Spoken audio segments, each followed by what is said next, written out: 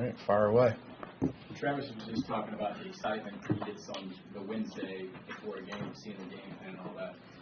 How fired up are you guys for what you cooked up for week one? Week one can always be a little bit different than the others. Yeah, it's exciting. You go through the tempo and the monotony of the training camp. It's a long training camp, but at the same time we know it's needed. And so then, so many of us as players and coaches, and it's nice to get to a schedule that you know how the day is going. And yesterday, being our in-season Wednesday practice for us, even though it was a different day, our first day of the week of true practice, you could feel the juice and the energy and the vibe of the guys out there, and he's certainly one of them. The guys look to him to lead, and he's been that way ever since I've been here. And I think these guys really lock in on right now, and they're not so much worried at all about what happened in training camp or really what's happening in the future. It's about right now. Coach Reid on Friday said this is my Monday.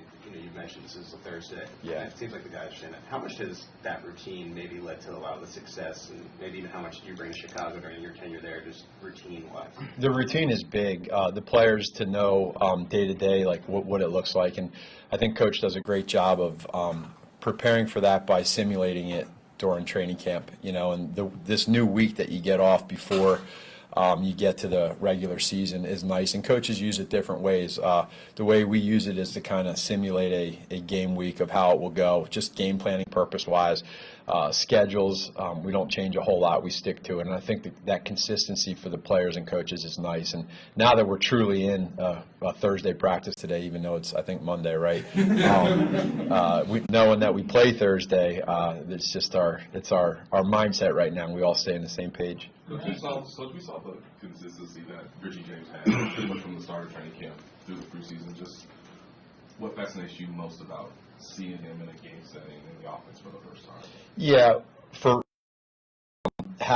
meeting Richie when he first got here and seeing him in OTAs, what he transferred to training camp and where he's at now is just a great knowledge of the offense, being in the right spot at the right time. And so as a quarterback or as a coach, when you somebody like that, you trust him.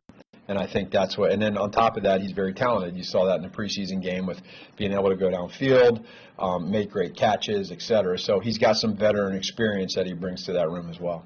Matt, you guys have 7 wide receivers. Do you see a path realistically for all of those guys to get work? Yeah, we do, and it's not new to us. We've been working with them really since OTAs, and you just want to see now when you have these guys, what are their strengths? You don't know until you draft Rasheed what his strength. You think you know in college, but how do you transfer it to what we do offensively, and then how do we do what he does well?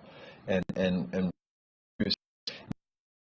better picture of what everybody does, whatever coach decide to do every week with the active wide receivers, we got to make sure we have a plan, like we said, we talked about before, contingency plan of how to use them. And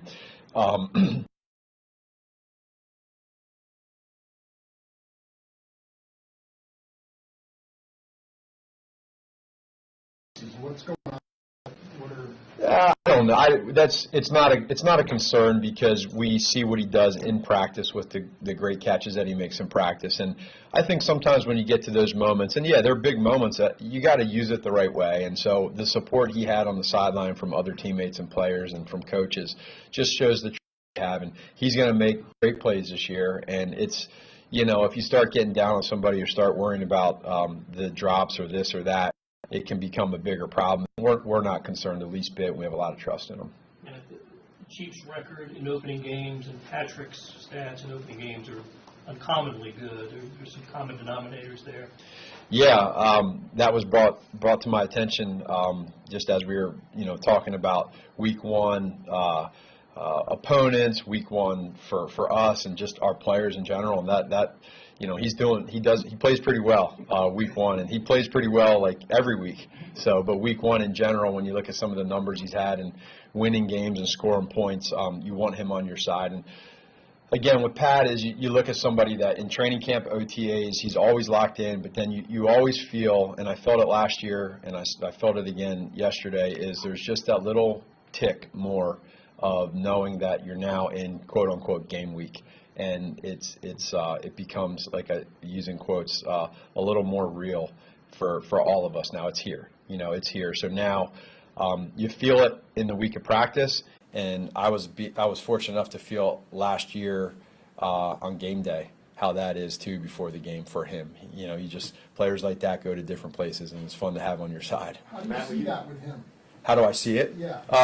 It's pretty easy to see because the personality he has, is somebody where he has a lot of different ways that he handles meetings, ways that he's at practice, but then when it's game day or when it's game week, you just feel it. It doesn't take much to know. But the guys like that are with him every day that see it, how he is, in meetings at night at training camp at 8 o'clock at night versus game day at 12 o'clock, 1 o'clock, you feel it, and it's different. And there's a lot of people like that, but his is just different.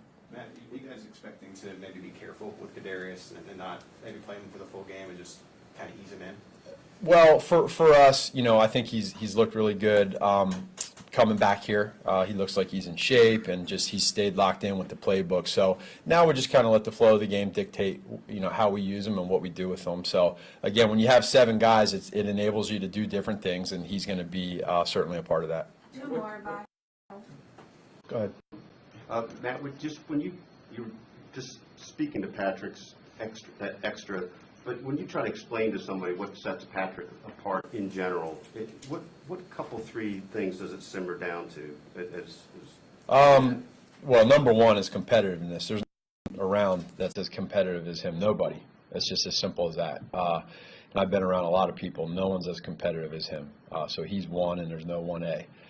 Number 2 is just his focus. And then number 3 is he doesn't miss anything. He sees everything. So whatever that is, if it's in a conversation, if it's watching video or tape, whatever. I always joke about it, like we could be in the middle of a game on the sideline. I witnessed it last year, and we're going through the tablet and talking through plays and what the defense just did, and then all of a sudden out of nowhere, he like looks up and sees that the score of another game or something. It's like, how do you do that? It's rare, it's different. But then he goes right back to what the blitz that they're doing, and you're just like, this is cool, Does So it continue to amaze you? I mean, amaze you maybe it's too strong, but I mean, do you continue to find it fascinating that there's still more capacity in there?